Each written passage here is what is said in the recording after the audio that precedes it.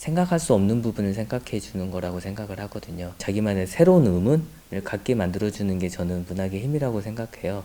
그러니까 자기가 가지고 있는 욕망을 확인할 수도 있고, 그리고 자기가 가지고 있는 몰랐던 기쁨을 확인할 수도 있고, 그러니까 설명할 수는 없지만 분명히 내재되어 있는 그분들을 깨워주는 부분, 또는 어쩌면은 덮어주는 부분, 그런 부분이 문학의 힘이 아닐까, 그런 생각이 듭니다. 서점 카프카를 운영하고 있는 강성훈이라고 합니다. 여기가 위치하고 있는 곳이 구도심이에요. 예전엔 참 번화가였는데 다들 신도시로, 신시가지라고 해야 하나, 새로 다 옮겨가시고 좀 나이 드신 분들만 있는 약간 그런 곳이고요. 이 동네 분들은 사실 많이 오시지는 않으세요. 오시지는 않고 20, 30대, 만 40대까지 오시는데 대부분 외부에서 많이 오세요. 그래서 대부분 찾아오는 공간인 것 같아요. 이 공간은 서점이면서도 이제 카페이기도 하고요. 공간의 어쩌면 모토라고 할 수 있는 거는 이 공간이 창작하는 공간이 됐으면 좋겠다는 생각을 가지고 여러 가지 모임이나 활동을 많이 하고 있고요. 그리고 그 모임 활동이 중심이 되고 있는 건 서점인 만큼 책으로 대부분 많은 활동을 하고 있습니다.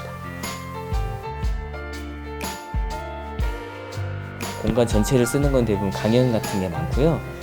강연 같은 경우는 뭐 작가 초청이나 흔히 많이 하는 책방에서 하는 그런 프로그램들이 있고, 그리고 아까 처음에 얘기했던 것처럼 제가 창작하는 공간이라고 했잖아요. 그래서 소설 쓰기 모임이나 단편 소설 쓰기 모임, 아까 말한 것처럼, 아니면 시 쓰기 모임도 있었고요. 근데 지금 수필 쓰기 모임이 진행이 되고 있고요.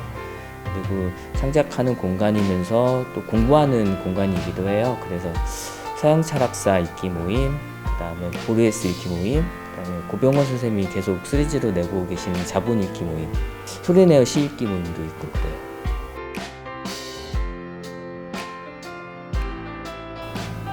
어려운 점은 사실 공간 자체를 꾸려나가는 게 어려운 것 같아요. 일단은 책이라는 게 그렇게 수입원이 많지 않기 때문에 정말 많이 팔아야 자기 월급이 나오거든요.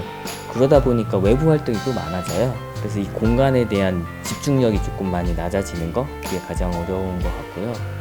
그리고 여기 오시는 분들한테 제공하는 것들이 사실 무료인 경우가 되게 많아요.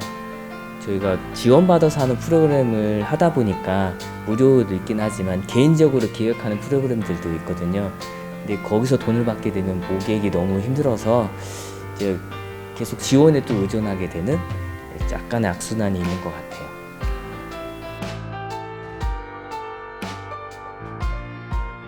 사실 자기 글을 뭘 좋아하는 사실은 대부분 모르세요.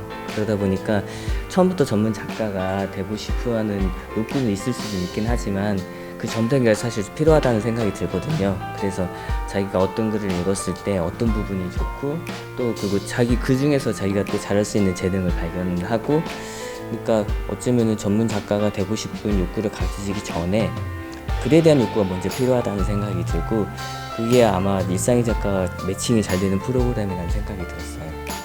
처음처럼 지금 앞으로도 계속 창작하는 공간이 됐으면 좋겠고, 이 공간에 와서 어떤 프로그램을 듣든 창작 욕구가 조금 생겼으면 좋겠고, 일상의 작가도 끝나고 나서 그분이 창작 욕구가 생겨서 저희 프로그램, 다른 프로그램에 와서 또 작품을 만드는 그런 계기가 됐으면 좋겠고, 그래요. 그래서 이 공간을 계속 운영하는데 저는 가장 큰 도움이 된다고 하면, 뭐 유명 작가를 모신다거나 그런 것보다는 그 소모임을 통해서 계속 이 공간에 대한 애정을 같이 갖는 그런 분들을 가장 많이 모집하는 게 가장 좋지 않을까. 모객이 사실 저는 많이 힘들었던 것 같아요. 성인 모집은 사실 생각보다 어렵지는 않았는데 아이들 모집이 제일 힘들었던 것 같아요.